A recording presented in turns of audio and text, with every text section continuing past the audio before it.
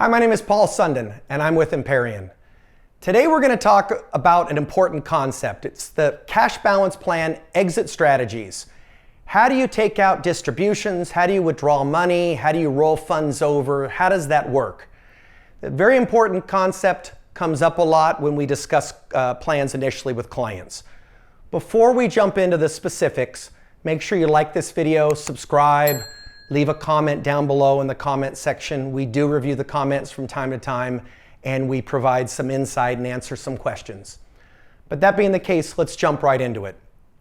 So a lot of clients come to us and they say, hey, I know these plans are permanent. I know I need to keep them open for a while. How does it work when I want to get out of it? What's the exit strategy? How do I take out distributions, withdraw money, and so forth? Great question. These plans are permanent plans, which means that in theory, you'd have them open forever, but you don't need to have them open forever. The IRS says at least several years, okay? So a lot of people might have them open 5, 10 years. It really depends. But again, you should have some sort of a long-term intent. But let's say you're funding your plan, you have it for 7 years, you put 100 grand in a year, maybe you have $1 million at the end of 7 years or whatnot, and then you say, okay, I'm retiring, or I'm gonna quit my job. I'm gonna go work for, maybe you're a physician, you're gonna go work for a hospital, or maybe you're gonna cut back your hours and only work part-time, and maybe you don't need a plan anymore. What do you do with the money? Well, there's several things that you can do. First of all, you certainly can keep the plan open forever, right? Assuming you meet the requirements and the funding levels and everything, you can leave the plan open, and you might, in some situations, have to make contributions to the plan, even though you're not necessarily self-employed. There can be some issues with that. But you could, in theory, leave the plan open. Obviously, the downside is that you've got to pay us administration fees. It usually doesn't make a lot of sense to pay us a couple grand a year if you're going to just keep this plan, just to keep it open through retirement. In addition, once you retire and you start drawing money from it, again, keep the plan open if you like. We would do the analysis of the distributions. We'd look at the accrued benefit. We do some funding summaries, all that. Again, continue to do it. Remember that these plans are very much like a very large company pension. My father-in-law worked at General Motors. He's receiving a pension.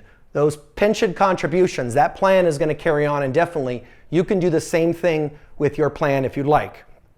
However, the exit strategy that most people will take, rather than keeping it open, is to terminate the plan. So you essentially do an amendment to terminate the plan, and then you can roll this money over. And it is actually a tax-free rollover from one retirement plan to another. Okay, so you process a rollover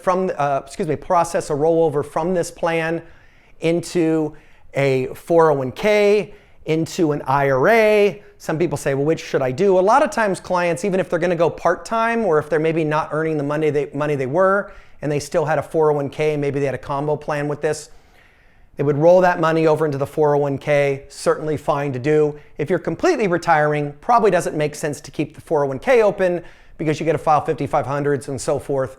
You can actually then roll it directly from the cash balance plan into the IRA. Some people ask about Roths and things like this. Well, you can't necessarily convert it straight to Roth, but you can convert it into an IRA and then convert some to Roth if you want to. But typically that's the exit strategy.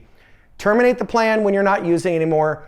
Roll the entire funds. We do a final analysis, make sure your funding is in line. Roll the entire amount into an IRA. That is a completely tax-free rollover.